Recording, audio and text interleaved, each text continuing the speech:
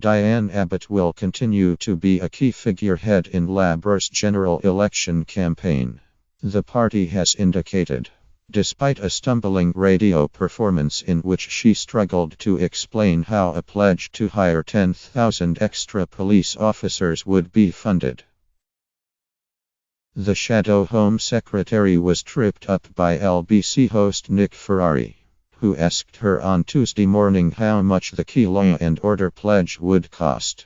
She initially suggested the bill would be just £300,000, before repeatedly correcting herself.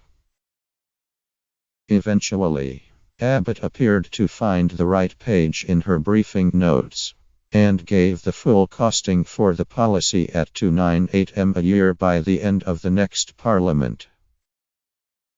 She said, "In year 1 we are getting ready to recruit, but in year 2 the cost will be £64 3m.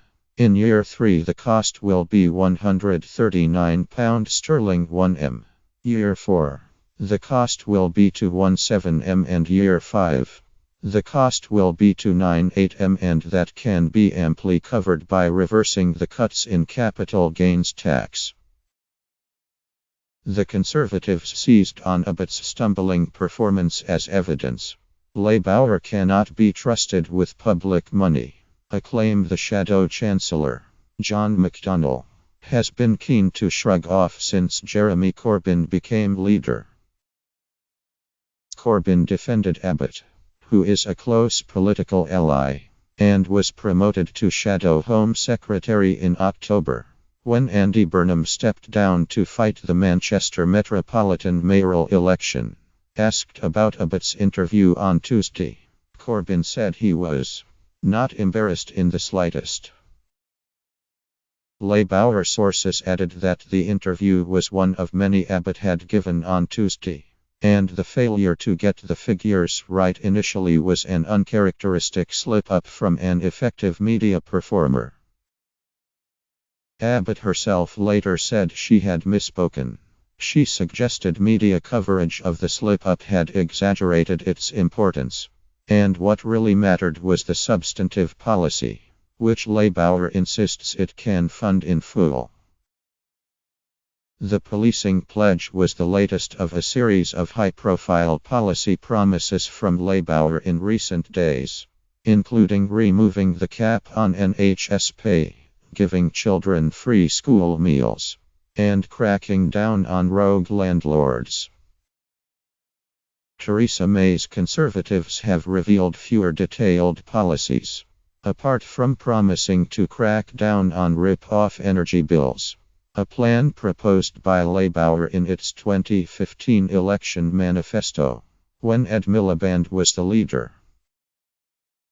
But with Labour's economic competence likely to be a central issue in the campaign, the party will face growing scrutiny of its policy pledges, and how it will make its manifesto add up, particularly since it has opted to guarantee the triple lock on the basic state pension.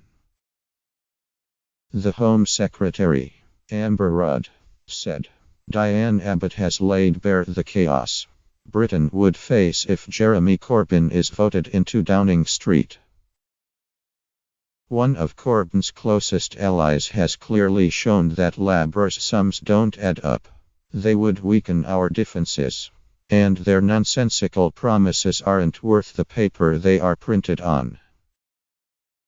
Labour's deputy leader, Tom Watson, who has clashed with Corbyn in the past, used a speech to the do.As conference in Blackpool yesterday to urge voters to think less about who they want to be Prime Minister on 9 June, and more about electing strong local MPs.